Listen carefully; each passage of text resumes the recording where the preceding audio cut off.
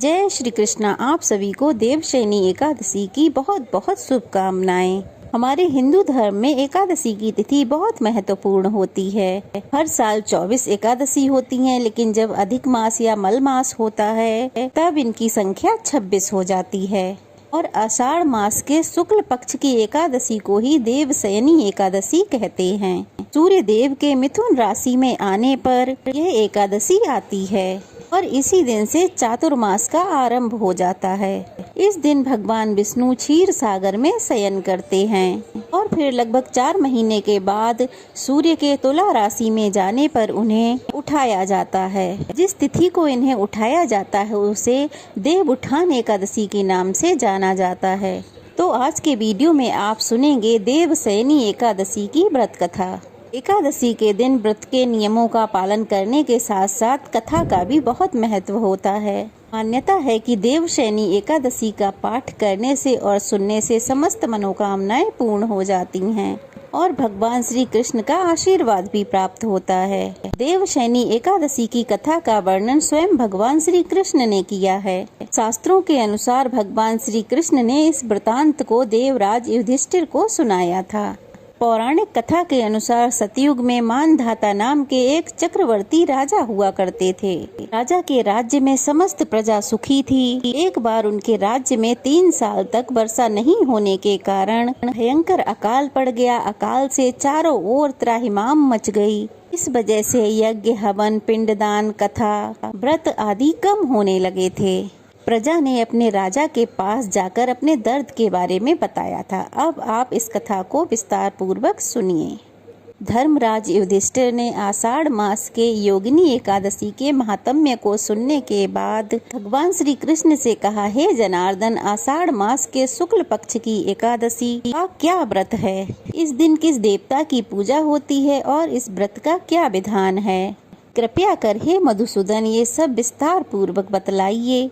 तब भगवान कृष्ण कहने लगे, धर्मराज, एक बार देव ऋषि नारद ने श्री ब्रह्मा जी से यही प्रश्न पूछा था। तब ब्रह्मा जी ने कहा, हे नारद, तुमने कलयुग में प्राणी मात्र के उद्धार के लिए सबसे श्रेष्ठ और उत्तम प्रश्न पूछा है, क्योंकि एकादशी का व्रत सभी व्रतों में उत्तम होता है। इस व्रत के प्रभाव से सभी पाप नष्ट हो जाते हैं। इस एकादशी का नाम देवशयनी एकादशी है। इस दिन व्रत रखने से भगवान श्री हरि अत्यंत प्रसन्न होते हैं। धर्मराज, इस संबंध में मैं तुम्हें एक पौराणिक कथा सुनाता हूँ, ध्यान पूर्वक सुनो।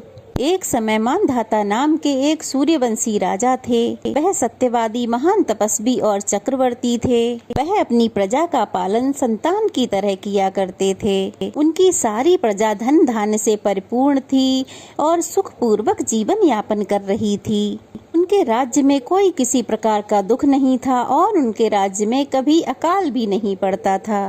कभी किसी प्रकार की कोई प्राकृतिक आपदा नहीं आती थी। किंतु ना जाने क्यों उनसे देव रुष्ट हो गए। ना मालूम राजा से क्या भूल हो गई कि एक बार उनके राज्य में भीषण अकाल पड़ गया और प्रजा अन्न की कमी के कारण अत्यंत दुखी रहने लगी। राज्य में होने वाले सभी यज्ञ बंद हो गए। अकाल से पीड़ित प्रजा एक दिन दुखी होकर अपने राजा के पास जाकर प्रार्थना करने लगी कि हे राजन, समस्त संसार की मुक्ति का आधार वर्षा है और इसी वर्षा के अभाव में राज्य में भीषण अकाल पड़ गया है और अकाल से प्रजा भूखों मर रही है। हे नरेश, आप कोई ऐसा उपाय कीजिए जिससे हम लोगों का कष्ट दूर हो सके। अगर जल्दी ही इस अकाल से मुक्ति ना मिली तो बस होकर प्रजा को किसी दूसरे राज्य में शरण लेनी पड़ेगी।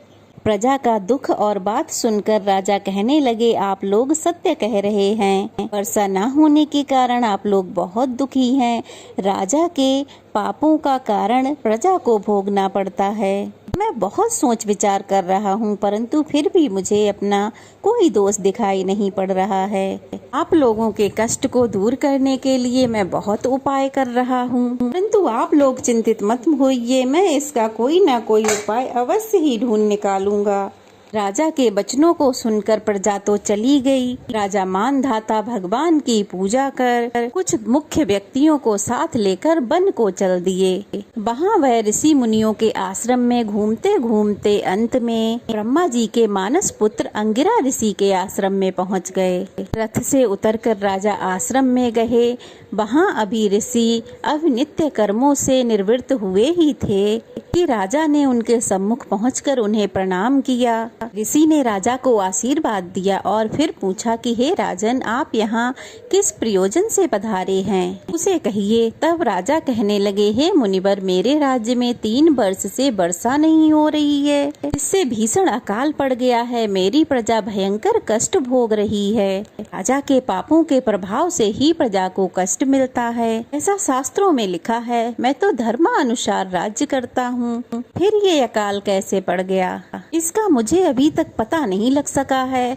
तो इसीलिए इस संदेह की निवृत्ति के लिए मैं आपके पास आया हूँ। मुनिवर, कृपया आप मेरी समस्या का निवारण कर मेरी प्रजा के कष्टों को दूर कीजिए।